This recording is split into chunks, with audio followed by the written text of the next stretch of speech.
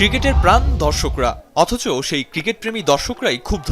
Ticket নিয়ে অব্যবস্থাপনা এবং প্রাপ্তির সহজলভ্যতা নিয়ে বিস্তর অভিযোগ আছে টিকিট কালোবাজারি নিয়েও।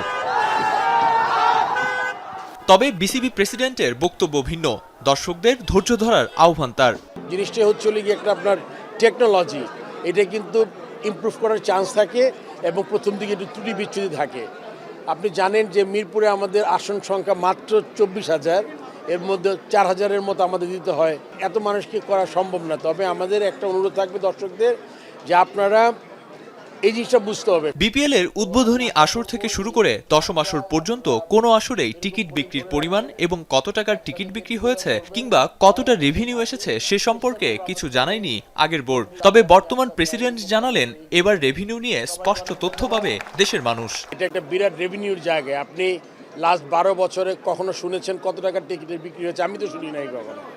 এবার আপনার ডিজিটাল যেটা যদি আমরা পুরোপুরি যেতে পারি, আপনার যারা টিকিটগুলো ডিজিটালি করে আপনি কিনবেন, টাকাটা যেইভাবেই কিনেন, বিকাশ, নগদ, যা গেটওয়ে আছে ওগুলো দিয়ে টাকাটা ক্রিকেট বোর্ডের অ্যাকাউন্টে চলে যায়।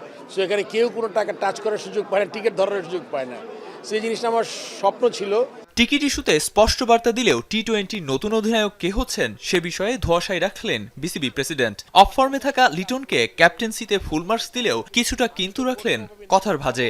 লিটনকে যখন আমরা ক্যাপ্টেন অ্যানাউন্স করলাম, তখন কিন্তু সবার জন্য সারপ্রাইজ ছিল, কারণ ব্যাটসম্যান ফর্মে নাই। যদিও সে ফর্মে ফিরে নাই, কিন্তু এটা কিন্তু তার ক্যাপ্টেন্সিতে কোনো এফেক্ট করে নাই। আই থিঙ্ক ক্যাপ্টেন হিসাবে মোটামুটি 90 ভাগ নাম্বার পেয়েছে। বিসিবি এবং দর্শক দুপক্ষের চাওয়া নির্ভেজাল প্রক্রিয়া, সেটা টিকিট ইস্যু হোক কিংবা ক্যাপ্টেন্সি। কিন্তু কথায় জটলা না থাকলেও কাজে জটলা লাগছে নিয়মিত। দ্রুত এসব জটিলতা কাটিয়ে উঠলেই দেশের ক্রিকেটের জন্য মঙ্গল। আরিফুল ইসলাম সাহাব, এখন, ঢাকা।